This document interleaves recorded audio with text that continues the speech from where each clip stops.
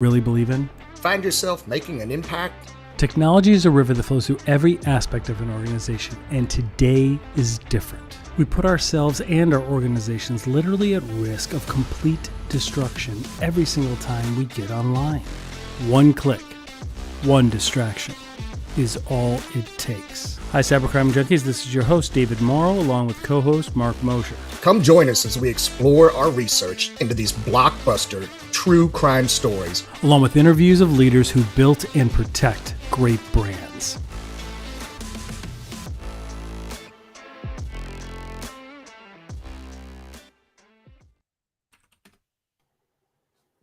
Welcome, everybody. David Morrow, host of Cybercrime Junkies. I am joined today by none other than Dr. Gerald Auger. Jerry, welcome, man. Really appreciate you being here. Thank you. Thank you for having me. I'm super pumped. Like, what an awesome way to end a work week than, having a conversation about cybersecurity. I love it. Yeah, no, it's absolutely fantastic. So for listeners, especially of our podcast that may not yet be familiar with you, but I'm sure will be huge fans and followers very soon, walk us through kind of what's your current role, and then tell us a little bit about your background, because you've got a very storied history here. Oh, right? Well, thank you. I'll try to give you guys the nickel version, so to not drive you away. So my name is Gerald Auger. I have been working in the industry for about 20 years. I'm currently a CISO, so I've kind of, reached the top of the mountain, or what I thought was the top of the mountain. Careful if you get to the top. You might not like the look or the view from up here, but I've been working in the industry a very long time, and currently work at a company called ThreatGen, where I'm the CISO and Director of Cybersecurity Education. Love working there. Small company, great mission. Also, I'm an adjunct faculty at the Citadel Military College, where I teach in their cyber sciences department. So trying to, shape, the minds of the youth. And then also I am the Simply Cyber, where many people may recognize me from, the chief content creator at Simply Cyber. I do have a PhD in cyber operations from Dakota State University, and then a couple masters, computer science, information assurance. But one of the underlying studied the topic yet. Yeah, I might know a thing or two about it. But need to take a deeper dive into security here. Well, you know what, David? I'll tell you honestly, I tell people all the time, like, the reason I love our field so much, like, I have all this experience and all this education and stuff, and I still.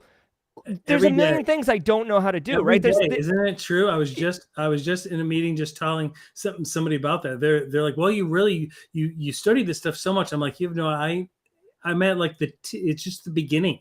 It's like trying to boil the ocean. Like you really, just the more you learn, the more you realize what you don't know. Yeah, exactly. And that's where these people, everybody gets imposter syndrome. Like, everybody else knows everything that I don't know. But I do want to point out, and this only occurred to me just recently, like in the last month, like if you look at my background, my history, and all of the different projects that I'm involved with today, there's an underlying theme underneath it around educating and delivering, knowledge and value and into anyone who wants to hear about it. So Simply Cyber is very focused on that. But if you look at ThreatGen, Director of Cybersecurity Education, if you look at me teaching at the military college, it's all about any opportunity I can to have to share my passion, share my experience, share my knowledge with whoever wants to hear it, so they can benefit for themselves. David, you've been around a long time. Like, I feel I've made this analogy in the past, and hopefully it's not politically incorrect, but like, I feel like I've gone up and down the mountain a lot of times. And like, when you go to Everest to climb the mountain, if you don't know what you're doing, you hire Sherpas to help you, because they have gone up and down. They know the best paths. They know what to pack. They know what you should eat the night before. Right. I feel like, like an InfoSec Sherpa, like, let me help you. Let me give you guidance, and let's do this together. We're not to step. Don't go down. Like, don't worry about, like, because especially in cybersecurity, you can go down so many rabbit holes. There are so many different details where you can spend hours or weeks and really go down, and some of it doesn't have that much impact on what your ultimate mission might be, right? And so you can kind of steer them to stay on task or on mission. Exactly. And I mean, just to harken back to what we just said, you and I have been in the game a long time, and there's things that we know nothing about that's in our own industry. But if you're on the outside looking in, or you're just entering the industry, you don't understand the context that you don't need to be good at everything. And then, Right. so you end up going literally an inch deep in a million different things, and you feel like you're making no progress, and you get frustrated. And there's no reason for it, right? That you can circumvent that frustration if you just have a plan and someone to help guide you through that plan. Yeah, phenomenal. So I've watched several of your Simply Cyber things that you do in the mornings. Oh, thank you. Yeah. Absolutely fantastic, man. I'm a huge fan. So you've done some on like tabletop exercises and some platforms. Walk me through some of your favorites and share with me kind of the benefit that practitioners can get out of those. Yeah, well, I mean, yeah, I'll tell you too, because there's really two, everything I do kind of has a very specific focus and purpose, right? So for the morning daily cyber threat briefings, which if anyone's interested, if you go to this link right here, there'll be a thing here, like come join us every morning. The morning threat briefings, as a practitioner, as a CISO, like I need to know what's going on. Literally, I was listening to these news briefings every morning by myself, drinking coffee, and thinking through like, is this apply to me? Do I need to reach out to IT or whatever? And it just dawned on me, or I told someone, and they're like, why don't you share this with other people? And I was like, oh, like would people be interested in that? And it turns out, yes, quite a bit, and it's really fun because so many people. I think you tapped into something, you found a void because so many people are doing the exact same thing. With cybersecurity, there's new exploits, there's 0-day, there's new breaches that are in the news. There's so much stuff. There's new potential solutions out there. There's so much happening. New laws that are being in Congress being passed, right? Like, how do you keep up with it? You need to touch base on a regular basis, and it's a great forum. It really is. Well, thank you. Yeah. And to me, it's like a morning news broadcast, but because I very deliberately bring chat, which I see many of you from the Simply Cyber community here today on stream. So it's great to see y'all. I bring chat in intentionally so they can network with each other and openly discuss these things and ask questions and make it feel like an experience. And yes, I'm the one driving the show, and I'm the one speaking my thoughts and analysis, but I do have, quite a bit of extensive experience to kind of share those thoughts. And if you don't have 20 years of experience, you may not have seen these things repeat. You may not have the context, and it's not always about the show or the story itself, right? So it might be, like somebody has like a terrible password that it resulted in a breach. But maybe that's a bigger discussion around why people use bad passwords, or about password vaults, or about passphrases, or how to educate your end users. Great. Yeah. And did I see something? What was it that I saw last night? I read something where somebody had pizza 123 as their password across all the platforms. What was the group? I completely. So my understanding was it was a disgruntled employee, or not a disgruntled employee, but an intern at at Fast Company. Fast Company, that's right. Yeah, I didn't want to misstate it, so I wanted to make sure that's what I thought. I just knew you would know all about it. Yeah, it was Fast Company, and now that I'm thinking about it, I'm confusing it. So the New York Post was hacked yesterday too. That was a intern who posted some stuff, but Fast Company, they were compromised with that terrible password. It was a WordPress password. Right. That's what it was. That's right. Yep. Across all of their all it was across like 100 different aspects, wasn't it? Yeah, like multiple Fast Company has multiple holdings, multiple WordPress sites. And I actually went into it today about, just this is a perfect example, David, like, okay, so you can have AD and you can have group policy and you could push 50 character passwords across your organization, and you can be like the end all be all Genghis Khan of InfoSec because you're so demanding. But that doesn't transition into application level passwords if they're not integrated into your AD backend. So you have to educate end users, because otherwise they're just going to set up a WordPress, maybe even as shadow IT, and not even tell you about it. And they're not going to configure it. So you have to connect to your end users. I'm like, this isn't even about the daily cyber threat briefing. I'm super passionate about security awareness and the importance of it, and a modern approach to security awareness that abandons the annual PowerPoint presentation that does nothing. You really have to explain to end users. Let's pause there, because when I get somebody like you on, and you have obviously a billion people that like comment and talk, and I love it. I absolutely love it, because that's what this is all about, right? We're part of InfoGuard. Me and my team, we're part of InfoGuard. We've been training, we've created public services where we're out training people on cybersecurity awareness. We've been doing it for over 10 years. Now, one thing that we do, we'll use PowerPoint a little, but we make it not boring. We make it engaging. We make it interactive. We ask people questions. We have people stand up. We do things. We show some videos, some things from like Chris Hannigy, like a video, like things from DEF CON, stuff like that. What is your view of like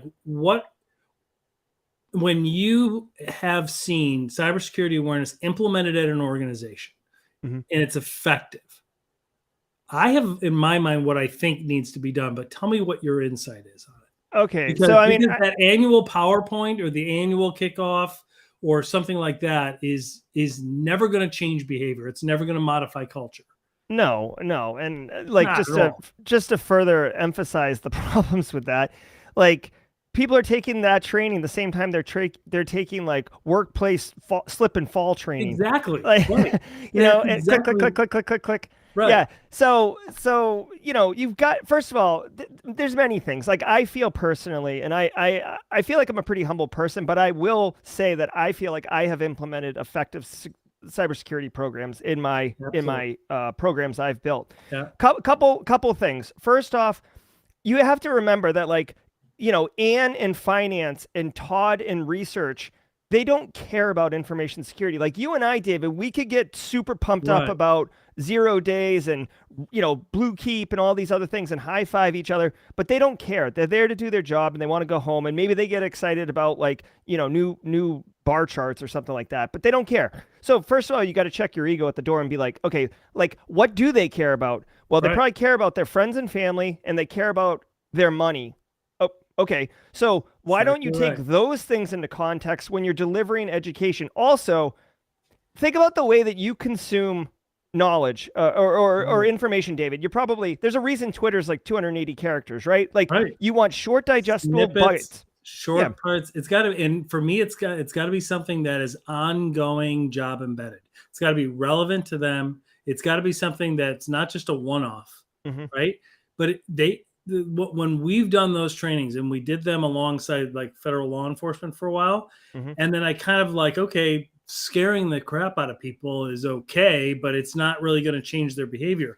But then we took it and we implemented humor, and we just focus not on the scary stats. Yeah, they're in there, but what we focus on, and this is why I want to like, if you think it's wrong, I would like to, we'll change how we're doing it, because what we focus on mostly is why it matters, why they need to care about it. Right. And that's what the focus is. Like they should care about for themselves, for their families. Right. Because it'll help your department. It'll help like the organization's brand that you serve, and just being able to focus on why they should even care about it. And really just getting them to understand it's not an IT thing. It's not up to them. Like the brand can be damaged by Mrs. Buttermaker over in the third floor cubicle. She's the theoretical person I bring around with me who causes all the data breaches. What do you call her? Mrs. Buttermaker. She's really good, great employee, well-educated, really great employee, but she just is busy and she clicks on things. Right. Well, it happens. Or she'll throw that jump drive right in her PC with that. Yeah, no, that's she picked up in the kitchen area. Yeah, that's Carl in our world. That's Carl in our world. Yeah, I even have a sound effect for it. Anytime there's a story about someone who does that. Hold on, where is it? Carl! We just scream Carl. Yeah, it's awesome. Phenomenal. Yeah, he's a member of the community basically at this point. Oh, maybe I think Adam just said it. He's like, maybe Mrs. Buttermaker is Carl's wife. Oh, that is a good point. That could be. I like that. That's fantastic. Yeah, and real quick, David, not to interrupt real quick, but just a programming note, mods, I have kicked those users out, so we're good to go. I've got it open on Studio over here. Okay, cool. We had some issues in chat there, David. Oh, no worries.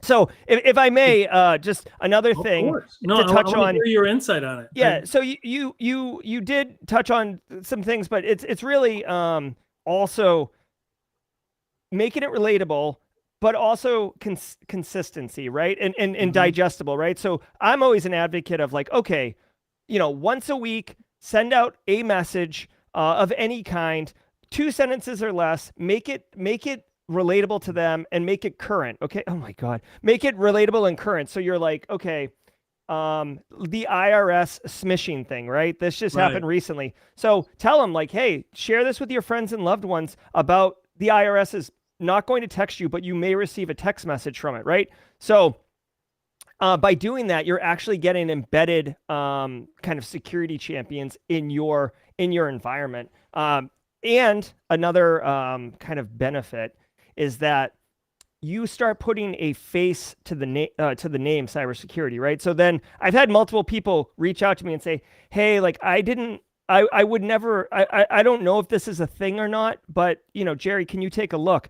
If I hadn't been in their inbox every week and been the face of InfoSec, then, maybe they're embarrassed or they're like, oh, it's probably nothing. But like you've opened a line of communication, you've made yourself accessible. And, sometimes it's nothing. Sometimes it's actually, I've had ransomware, like fortunately did not detonate correctly on someone's machine, but they were like, oh, it's really weird. Like, can you look at this? And I'm like, oh my God, like, yes, let me look at this. Yeah. You know what I mean? So it's huge. I find information security awareness to me is one of the top 3 controls that you can implement. Like the second I start a new job and I'm responsible, it's one of the first things I'm asking about. Exactly. Yeah. Well, it's one of the first things we'll go in, and even like the team of consultants that we do, we have services that will, eventually want to pitch or whatever, right? One of the first things we do is ask them how they're doing it. And we do this at no cost. And I'm just like, what are you doing? What's your model? How often are you doing it? Because if they're not doing it, we want to help them do it. Like we want it, whether they do it themselves, whatever, because it's just, it's changing behavior. It's changing, improving the culture, keeping security top of mind. It's tough. Yeah. It's tough. And it's where the biggest weakness is. It really is, especially, zero trust or whatever. But like, as we move to where cloud-based systems and people with user access and all these other things, like it happens. Plus, like scam baiters and stuff like that. Like you want to do as much as you can to get the knowledge out there. You just have to make it in a way that the people want to consume it, right? Yeah. Most people want to do the right thing. Right? Yeah. It's not like everybody's an insider threat. It's like most people want to do the right thing. They just don't know. And if you're talking to them about 0 days and lead hacksaw stuff, they don't understand what you're saying to them. And so they tune out. I mean, like perfect example, like if I may pivot, you asked me about tabletop exercises. Yeah, that's what I was just about to circle back to that. Yeah. So just to pivot, like before we drill into tabletop exercises and why they're important and all that, just think about it. If you have ever run a tabletop exercise, people in chat, if you've run a tabletop exercise, you've been a participant in one, you start talking about like, oh, like you've got ransomware and like BitLock, like the lock bits on the network and, like sweet backups and all this. And like, you look over and like CFO is just like, you know what I mean? It's like, they are so checked out because they don't care about the bits and bytes and the zeros and the ones. So like they're thinking literally, because I've talked to them millions of times, right? Like as you have, they're like, what is this going to cost me? Is it going to interrupt this production? Will we have to report it? Like, exactly. It boils down to those 3 things. And which is why when you do a tabletop, if you just like slap out a tabletop, it's going to fail. Like you really need to plan who's going to be there. What do you need to engage with them? What's the scenario look like? But for the CFO that we just talked about, right?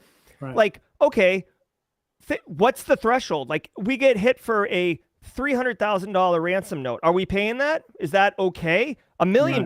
What's the threshold where we have to bring in other people? You know what I mean? Like it's a financial number though, right? It is a cost. How long can we be down? Bring in the ops director. Like how long can we be down? Bring in the CEO. Do you want to like make this public? Do you want to tell the public people? Like, are you aware, because you're so involved and you're involved in one organization and you're involved in in working with all these amazing people that are doing this every day. Mhm. But are you aware that like my team, we talk to different companies like between them, hundreds of them each month. They have not thought of this stuff. Yeah. It is so common. It's so scary. They have not thought, well, what would we pay in a ransom? They still have the belief, well, they're not going to target us. We're in Kansas, Yeah. right? We're just a rural hospital in Kansas. You're a hospital. Like they're going to target you. They've been doing it for years. They might actually, they're probably inside. Let's just take a look and we'll find what they've encrypted so far. Like they're like, get out. They don't believe it. And like, holy cow, I agree. Starting from the beginning sometimes. Yeah, I agree 100%. And sadly, there is this like, well, there's a bunch of things to kind of unpack here, David. It's like, cultural. First of all, it's cultural. It's cultural. Yeah. Even if you get them over the hump that like you get them through the idea that I'm too small. Like you get them to accept that Right. it can happen to you and that your industry is being targeted and we're all on the same internet and like, crap happens. Like Carl and Miss Binkins, what was it? Miss what? Buttermaker. Miss Buttermaker Right works at your company, right? Yeah. Like, so these things can happen. So once you get them over that hump, then you start struggling with compliance and security. Like, oh, we're compliant. Like, doesn't that mean we're secure? And they think that because why wouldn't they? This is a standard. You've adhered to it, which by the way, like no one gets full compliance, but let's just assume. You know that. Right. So you're still at risk, but you're trying to make the argument that like you need to invest more, or you need to do it differently because checkbox compliance isn't going to work. And the tabletop exercise, as you just alluded to, very, very important. But the people who are designing them, with all due respect, right? All the love and respect in my heart, it's whoever's on staff, right? And like, if they don't have experience doing real tabletops or they didn't do the research, they're just like, oh, let's pretend I've seen this one so many times, it makes me nauseous. Okay. Ransomware incident. Okay. So the box gets ransomware. And then the IT guy's like, we restore from backups. Are we done? Are we done? And then it's we done? You know what I mean? And then it's like, done with the exercise? We'll just restore from backups. Like, okay. Yeah. So so management's like annoyed that they even, management's annoyed that they're even there. The CFO is wondering why they catered the event.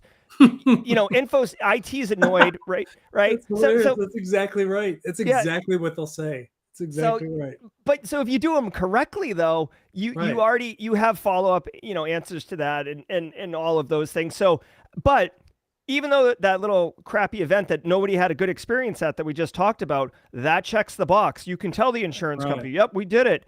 Now, one other thing that I am huge on, and this is not an original idea. Jeremiah Grossman came up with this. I think in 2016, I saw a talk at Black Hat where he said, or 2015, he said, insurance companies are going to drive information security programs in the next 5 years. And I came back spouting that evangelically, and people looked at me like I was an idiot or like, who cares about cyber insurance? Suck it.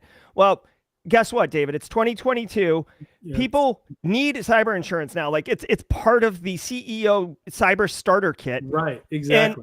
And in light of the last 4 to 6 months, it just got a lot harder to get. To get and way more expensive. And the insurance companies are saying, what are you doing for EDR? What are you doing for business continuity? What are you doing for awareness training? Do you have MFA? I'm not going to name names, but I know companies that are like, didn't have MFA. And that was an immediate, like we're done talking to you. Like, you're not going to get we're not going to write you a policy. You nuts. You absolutely are going to get hacked. Right. So, well, and then there's like Travelers versus ICF, right? Which is they filled out the application. They said, yeah, we have MFA, but they had it on one firewall, right? And they got ransomware on like 2 or 3 servers. And so then Travelers was like, rescind the whole policy. They're like, when you say you have MFA, we mean it on everything. Yeah. And it's just, and so there's still, we had somebody on who's an insurance industry expert, and they were saying, look, you've got to explain what you have, and then you just fill out an addendum, right? You just go through and you list, like, we have it, but we only have it on here. And what he said, what some carriers will do today is give you partial coverage, or just not write you at all. But it's better to not even get it and to just do the project and install MFA on everything and then get it, right? Because that's what they need to do. Right. So If you can get it. Yeah. That in the industry is, so do you believe that still? Do you believe that the insurance industry is driving what the basic standards are? Yeah. Yes. I mean, to a degree. So because certain industries don't have enough, is it? No, it's definitely not enough. But because certain industries don't have compliance requirements, so there's no regulations on them, right? So like higher ed, for example, right? There's no standard, there's no minimum that they have to comply to. So now they're just trying. Well, with the insurance policies, at least it's kind of addressing a gap, essentially. Like the insurance companies will tell you, here's what you need to do. I mean, it's not a regulatory standard or compliance standard, but they will say MFA and, awareness training and stuff like that. So you at least get, base minimum stuff to go implement. Of course, you have to have the staff to implement it, and unfortunately, I mean, if you outsource InfoSec, you could do that. But unfortunately, what a lot of people like KevTech IT support knows, you just dump it on your IT staff and they're expected to know, which is another massive industry issue. I'm an InfoSec practitioner, right? I have a computer science background, but I don't work in IT. And a lot of people think that InfoSec and IT are the same thing, and it couldn't be further from the truth. That's exactly not even close. No, that's exactly what we see when we talk to businesses. They're like, well, I have my small MSP that is, monitoring my network, and I'm good. They say that we're secure. They send an email out every Tuesday. If that's not the kiss of death right there. With tech tips. And I'm like, 6 months, your brand will be gone. Like, you want to talk or what? Like, it's so true. It's so true. So, and if I just one last thing on tabletop, if I may. So I saw a couple people in chat talking about, me doing a live tabletop or something like that. The company I work for, ThreatGen, like you can do a tabletop multiple different ways, right? You can, but just at a high level, you do have to plan it, right? And we've already covered on this stream why you plan it, but you should have like a project kickoff or tabletop kickoff. Here's the players. Here's what we're doing. Here's the scenario. Then do the tabletop. And that's like Dungeon Master, Dungeons and Dragons, storytelling and injects and stuff like that. And then you need a hot wash, like a meeting afterwards where you talk about what went well, what went wrong, and actually taking action items and then following up on those action items. At the middle part, doing that thing, that can be kind of challenging. And one of the cool things, and the only reason I bring it up, it's not so much to pump ThreatGen, although, hey, check out ThreatGen. On stream last Wednesday or 2 Wednesdays ago, we actually ran a live tabletop exercise. That's the one I saw. I watched it. Yeah, it was really good. It was interesting. It's awesome. And the cool thing about the platform is that it runs an active adversary AI on the back end. So like you don't have to make up the story. The story's literally unfolding in front of you, and all you're doing is like pausing and being like, oh, like in this particular instance, because it'll change every time, the file server just got ransomware. Like, okay, guys, like for our organization, what does it mean if the file server is ransomware? Like, what does it mean? Like like Mark, you work in research. Do you use the file server? Yes or no? Exactly. You know what I mean? Like you can ask real questions. What does it mean in business sense? Yeah, exactly. Like, exactly. What does it actually mean? What does it mean to the CFO? What does it mean to Mrs. Buttermaker? What does it actually mean? Right? Exactly. And if there are real problems because of that, like Mark is down, that like we keep the blueprints on the file server, so now the manufacturing line goes down until we get it back up. And like Todd, who said, oh, we restore from backup. Okay, Todd, like what's the process? Where are the backups? When was the last time you checked the backups? How do you know it's going to work? Yeah, I was just going to say, and if you give it hit with Lockbit or back in the day with our evil, you're not going to be able to restore from backup, right? Because they're going to wipe the backup before they launch it. Exactly. And let's just say you had some next gen solution that had like a immutable backup thing. So that's not the case. Okay. Like here's what I want. Todd, be quiet. Junior analyst, how do you restore the backups? Because Todd's in Cancun right now. Tell me how you do it. Exactly. Oh, you don't know? You know, like you really, I mean, you don't need to be a senior practitioner to execute a tabletop exercise well, but you do need to plan it out. It's like it's so funny because I'm getting like wicked amped up about this, but I haven't really thought about how poorly they are executed and why they're so ineffective, but they're so important when done well. They really are. And I think one of the things that made me so excited about getting to talk to you is when I saw that tabletop exercise and I looked at that, and what I was thinking is the platform, the model doing it is so invaluable. It's something that should be done regularly. But what I thought of is compliance, checking the box versus people that care. Because that's what I see just in the security conversations in general, like penetration testing. We've got a whole team of ethical hackers, offensive red team that'll go in and do that, right? Okay, great.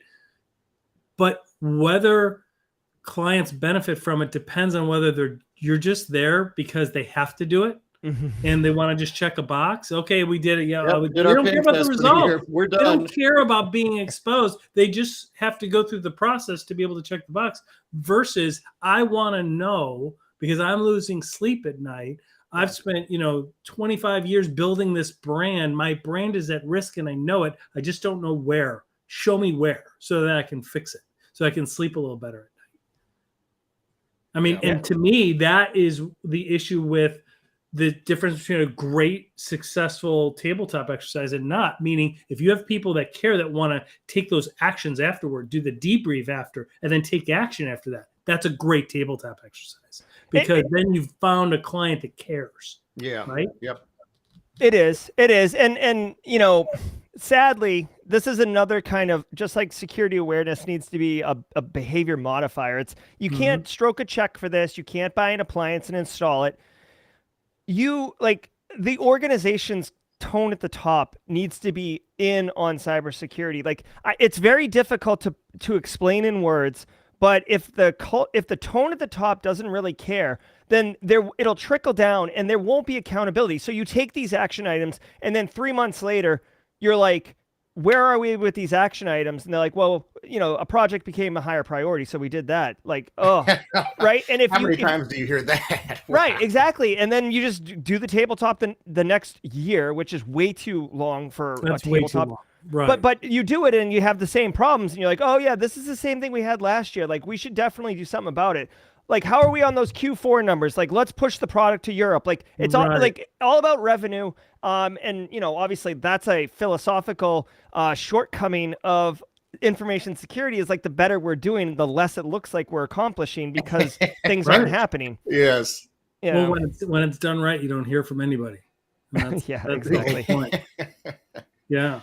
No, I believe that it does come from leadership, because if they don't buy into the message and it doesn't resonate with them, it won't resonate with anybody else in the organization, right? It just doesn't work unless you have that executive leadership buy-in. Yeah, you look up to see what's important, right? You want to align with what's important to the organization, and if they're saying it's this over here or that over there, then that's what you're going to focus on, because you're, like, everybody's trying to do a good job, and who decides if your job is being done good or not? It's your management, right? So exactly. Yep. So tell me about your Masterclass.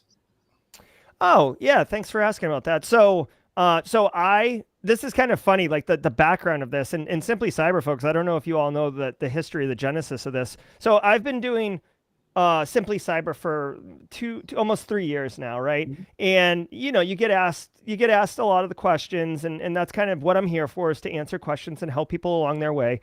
And hey, where do I get blue team training? Hey, where do I get red training? There's very concrete, good answers.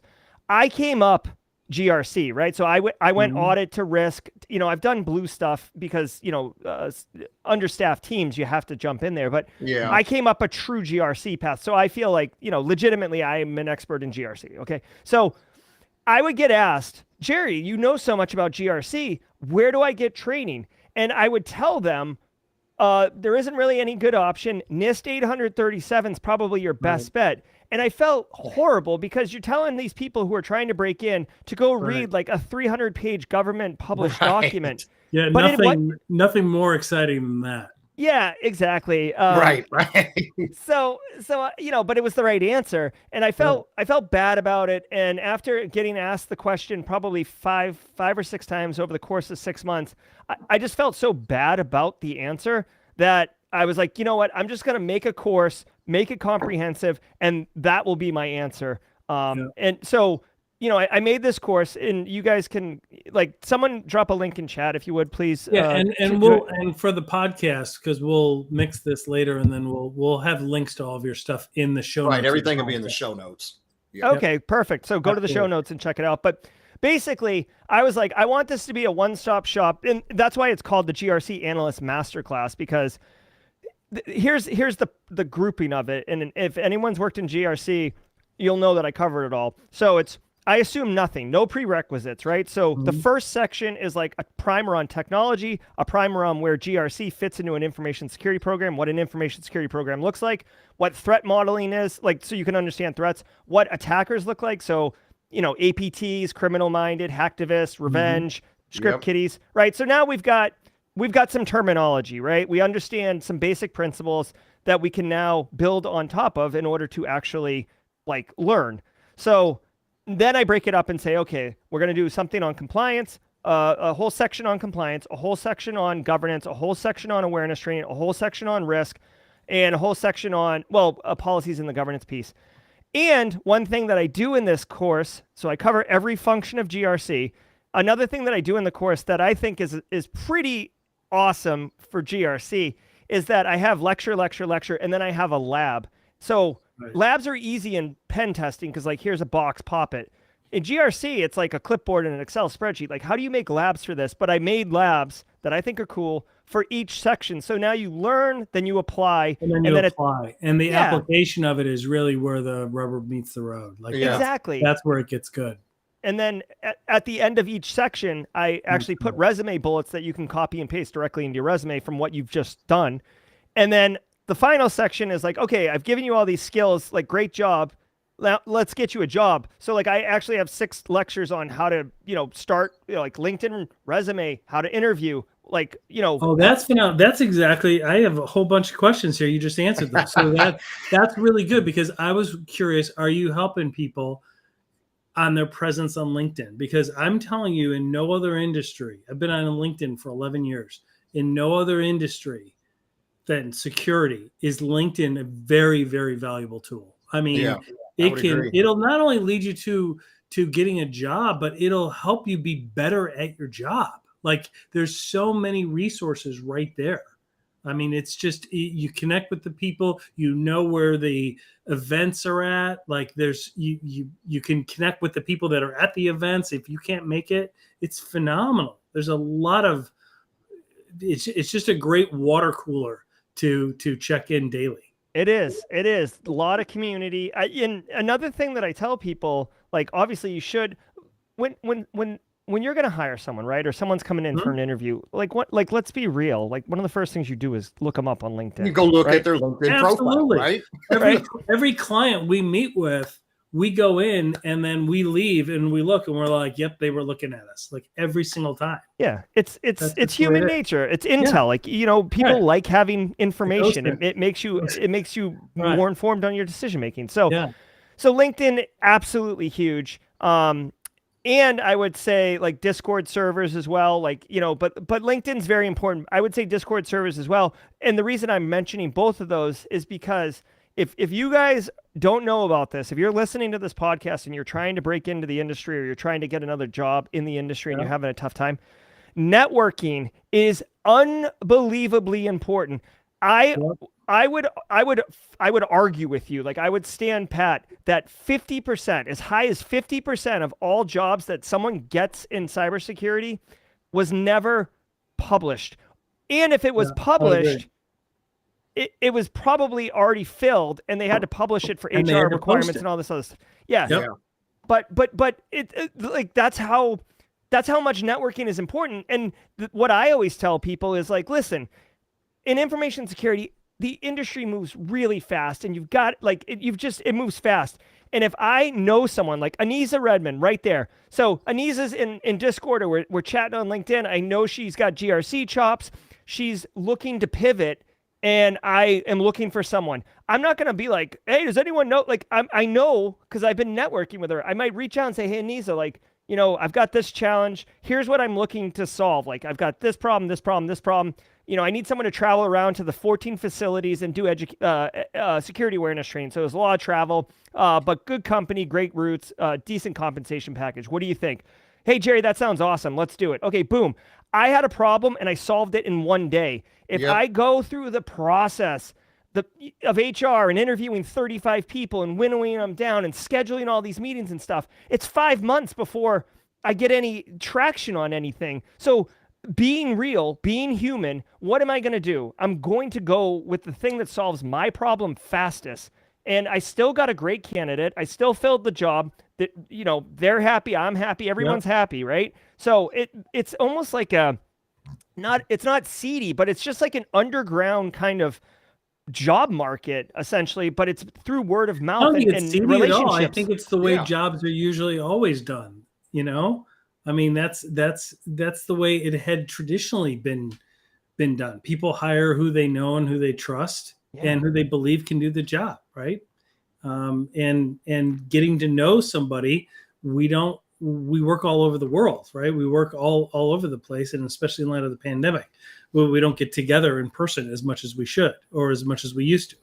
And so being able to communicate, I would love it if somebody can I'm doing it. Drop your link to the Discord channel, because great resources. What I love about Discord is you're able to just share in just a really open communication way, all different types of mediums. So it's fantastic. Yeah, it's cool. It's very, very, very inclusive, very supportive. And I would say if you join a Discord server, because there's hundreds of cybersecurity Discord servers. If you join a Discord server and you get a bad vibe or a bad experience, just move on to the next one. Yeah, go to the next one. There's a million of them. Absolutely. Yeah. So it's good. So that masterclass I'm very, very proud of. Once you get access to it, it's forever. I'm actually doing a kind of a major hall update. A lot of people have been asking me about this, but I'm doing a major hall update in December on 2 of the labs to make it so you do the audit lab through a workbook, and then you use that. You have to complete that part because it will be used for the risk, because essentially where are your gaps, and then what is the risk of those gaps. So I'm pretty pumped about that as well. Oh, that's phenomenal. Excellent. Yeah. That's great. Yeah, and we'll have links to those as well. So let me ask you, in your as people get into the field, right? How do you help guide them in terms of what niche to pick? Like, if they have a little bit of experience in red team, blue team, or analyst, but now they want to move up. How are you helping people develop? So I mean, it really depends. Obviously, right? Classic consultant answer. It depends on, their background, what they want to do. So if they're new to the industry, it's like, I always say, if you're new to the industry, or, you've only kind of myopically bent heads down on I don't know, a firewall, or you only did Microsoft Intune or something like that. Right. Okay, why don't you go out and, obviously you should have a technical background, not technical background. You should understand networking enough, and you should understand operating systems enough, right? Enough to be able to tell me how 2 computers talk, and if malware gets installed on a computer, kind of what's happening, right? Okay, so that's a given. I don't care what you're going to do in the industry, even if it's GRC, which isn't very technical. You still need that piece to be successful. So you need that fundamental foundation just to move anywhere, whatever direction it may be. You've got to have that foundation. Exactly. Otherwise, you're not going to know what you're talking about, and you're not going to understand what you're not going to understand the education that's coming to you, because it's going to be unmoored and just kind of floating around.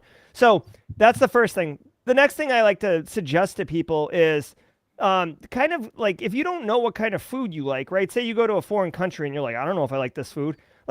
Sample a little bit of everything, right? So do a try hack me, pop a box, see if that's satisfying.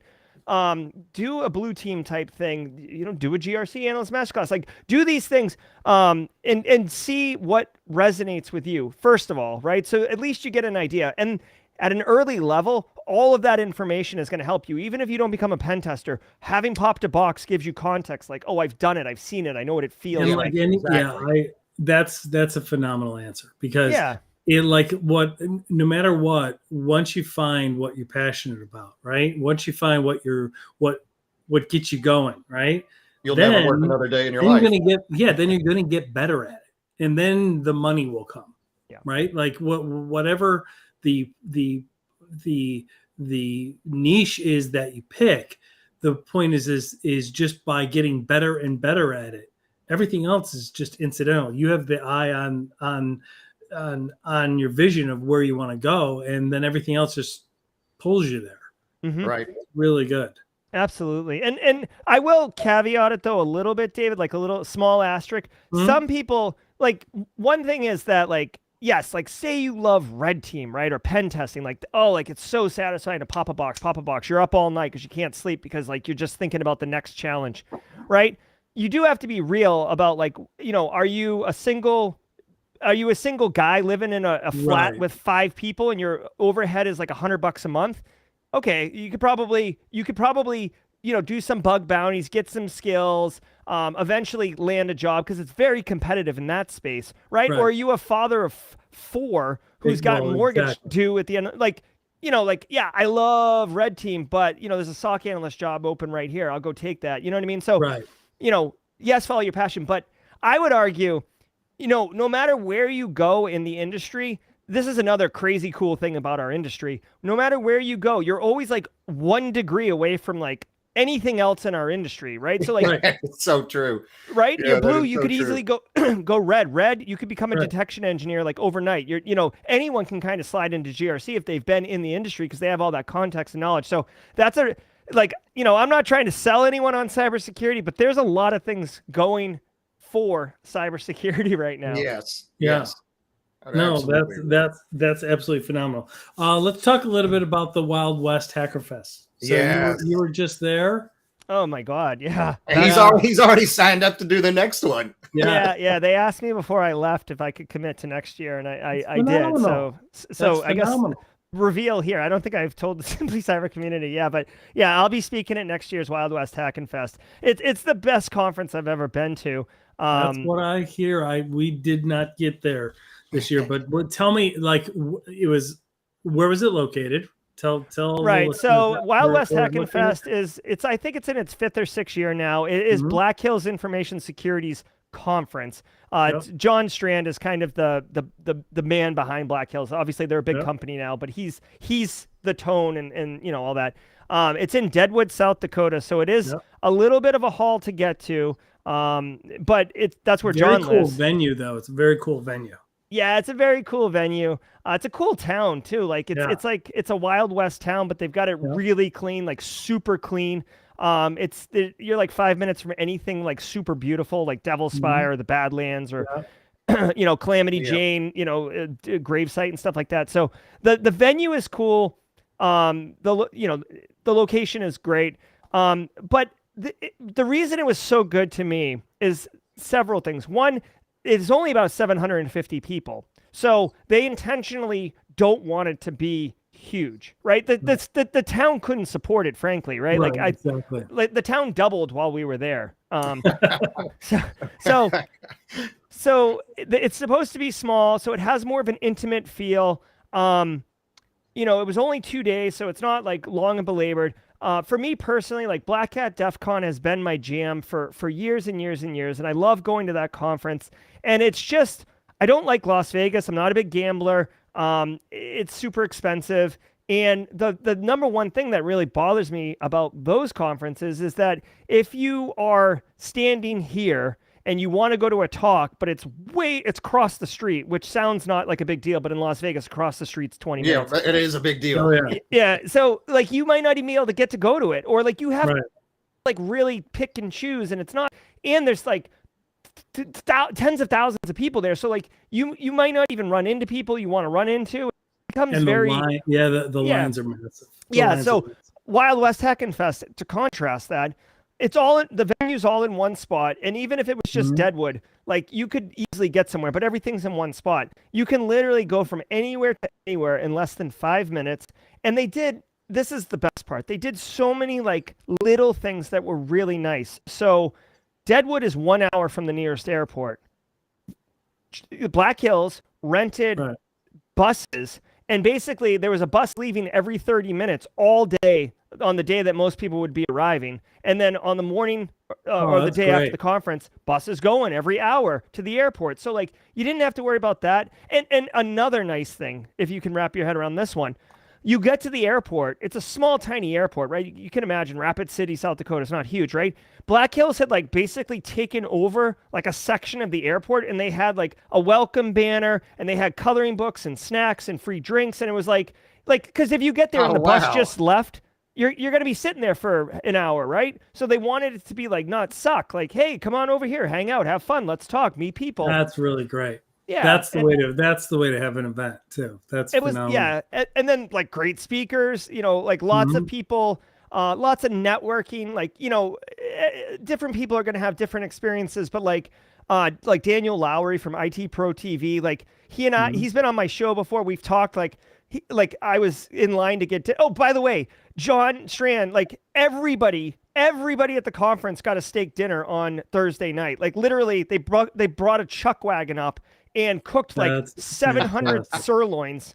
And you just fantastic. Yeah. So while I was in line, Daniel Lowry had finished his dinner, and he's like, hey, Jerry. And he came over and he like walked through line, and like we talked and networked, and he's like, I'm going on IT Pro TV like in a couple weeks to hang out with them. So it was just everything about it felt as close to like comfortable and like almost like family. Like it just like, what did you present on when you were there? Yeah.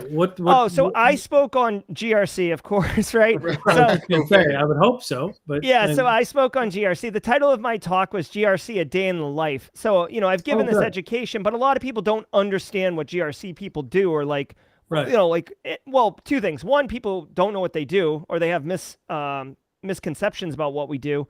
And then two, a lot of people, especially with me pushing it so much out into the community, people are like GRC curious. They're like, I think I like this. I don't know if I like it. I took your class. I get the skills, but I don't know if I want to do the job. So to me, I was trying to serve two audiences and kind of give some like real talk about like what is an actual day look like to an analyst in GRC. So that was my talk. It'll be available. So for listeners of our show, that some of them might not even know what GRC stands for. Like, explain that and give us a snippet of basically what they do, what the role is. Yeah. So GRC stands for governance, risk, and compliance. Right. And it's, think of it this way.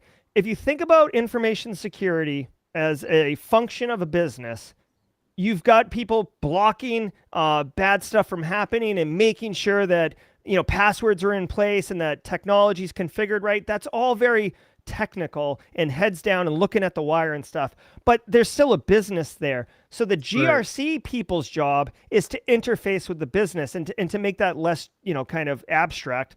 It's to go talk to Mark about, or Mark's department about, like what kind of challenges they might experience or suffer. Or if you wanted to get, a remote access solution, right? So you want to be able to remote in from home because you're like a super hard worker. Everybody loves the work you do, and you want to work 7 days a week, but it's an hour drive every day to come into work. So you want to remote in. Well, let's have a conversation about what solutions are okay to use, or maybe we buy a enterprise solution, right? So this is in GRC. Also, the easy one is like the CISO, like the chief person over the information security office. They're responsible, or they're part of the GRC function because they talk to the business about getting money and about what risk is.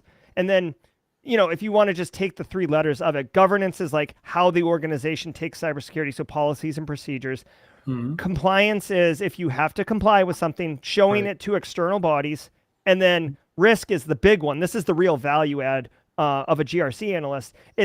We don't have infinite money to protect from all the things. So what is the worst thing? And my job is to tell you the worst thing so we can focus on it. Right. That's brilliant. That's fantastic. Yep. That's outstanding. So as we begin to wrap up, when you see all of the news and you report on it every day, and you've got this great group here that is all in all these different organizations, and they chime in with what they're seeing. You have a good sense of things. What is keeping you up at night?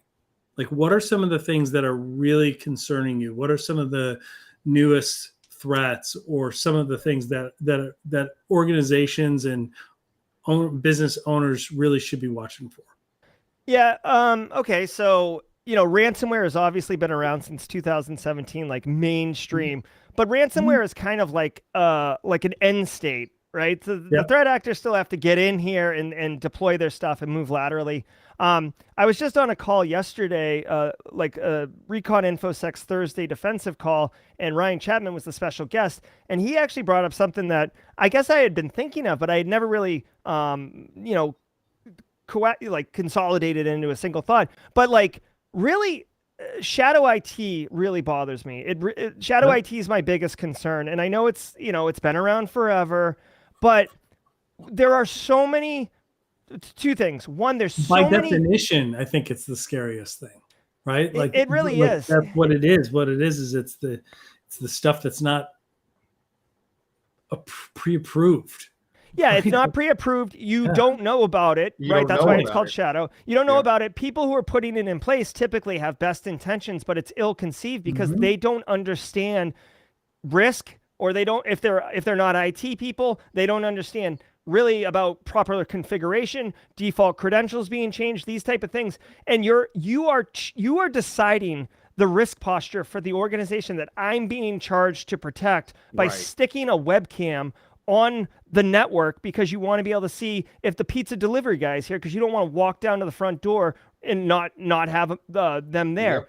So shadow IT really bothers me. And to that, subset of shadow IT, remote access solutions. So like your team viewers, VNC, log me in, all of these, like so many vendors will be like, I have to remote in, like, and they'll hit the CFO in the pocketbook and they'll say, listen, I'll fly my engineer there. You're going to pay for flight, hotel, food, and the day of, work. So that's $4,000 per visit. By the way, we're the only authorized people who can work on that piece of machinery. So we're going to be coming quarterly, 16 grand, or for $200, we'll sign this little contract and we'll just remote in, no big deal. No CFO, it's not even going to get to you as the CISO. Like you're never going to hear that. It. Yeah. So you won't even see it.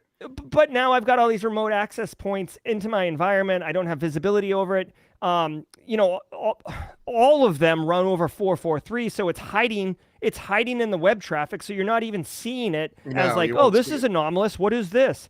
But when those things get popped, you don't know, especially if it's like, supply chain is kind of turning into a big story right now. But like if Siemens has built their own custom solution that happens to use a remote access solution that they borrowed from GitHub, I don't know that. There's no software bill of materials for me to know that that's the thing. And I don't know that Log4j is running on it. You know what I mean? So like that gives me anxiety because I'm a control freak. I don't know if you got this. I mean, I'm super passionate about cybersecurity, but I am like super type A, like super, let me drive. Okay. Like I'm a terrible flyer because of that. I don't even know how to fly a plane. And, but that's pretty sure you'd probably give it a try though. Yeah. But that's a risk I can't control in any capacity. I can educate the crap out of end users. I can explain to them the risk, but they're going to hire new people get hired the next day, and vendors are going to come in with new product the next week. So it's just, I mean, it's an ongoing battle, which is fine because that's the job. But it's like there's always going to be this sliver of like exposure that I just can't control. That's inside my internal network, right? Like I could deal with external, threat exposure. Like we can all deal with that. But, oh, God, like you're getting me all ramped up, David. There's been multiple times this conversation where I've just gotten frothy. Tabletop exercises and remote access shadow IT. Like, there we go. My desk. There we go. That's exactly right. Hey, Gerald Auger, thank you so much. This has been absolutely wonderful. Thanks for everybody that's participated in the chat as well. We really, really appreciate it. We will have all of the links in the show notes when we post this on the Cybercrime Junkies podcast episode. And this will not be the last time we speak. And where can people catch you? They can catch you every single morning on LinkedIn Live, can't they? Yeah. So every single weekday morning, I do take that's what I weekends. meant, not Saturdays and Sundays. Sorry. Yeah, so Monday through Friday, I stream to YouTube on the Simply Cyber channel, LinkedIn Live, Twitter, and Twitch. I did see someone in here coming from the Twitch channel. So I pushed to all those platforms. But if you just go to LinkedIn, to the Gerald Auger account, any morning, it's 8 a.m. Monday, Wednesday, Friday, 10 a.m. Tuesday and Thursday. Although it's normally 8 a.m. every day. But when I teach, so when school's in session, I teach an 8 a.m. course at the Citadel. So I can't do the show and teach at the same time. So normally 8 a.m. But if you just go to simplycyber.io/streams, simplycyber.io, and we'll have links to that, but that's right on YouTube.